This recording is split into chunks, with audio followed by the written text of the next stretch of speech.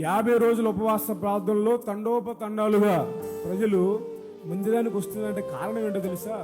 అందరి నోట వినబడుతున్న ఒక మాట ఏంటో తెలుసా?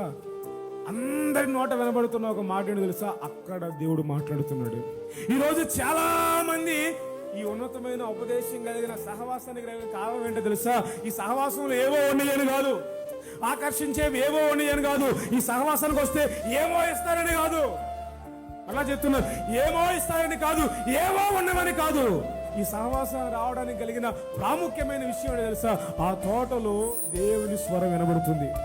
ఎంతో మంది చెప్తున్న మాటలు సాక్ష్యాలు తెలుసా? ఆ తోటలోకి వచ్చిన తర్వాత నేను ఆచరించబడ్డాను, చచ్చిపోదాం అనుకున్నాను, కానీ ఈరోజు బ్రతికానంటే కారణం ఏంటో తెలుసా?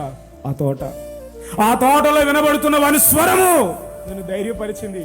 ఆ తోటలో వినబడుతున్న వాని స్వరము నన్ను ఆదరించింది. ఆయన స్వరం కదా మనకు ధైర్యాన్ని కలుగజేసింది. ఆయన స్వరం కదా మనకు ఓదార్పునిచ్చింది. ఆయన స్వరం కదా ఆ తోటలో వినబడుతున్న వాని స్వరం కదా మనకు నిరీక్షణను కలుగజేసింది, మనకు ఆశీర్వాదాన్ని కలుగజేసింది.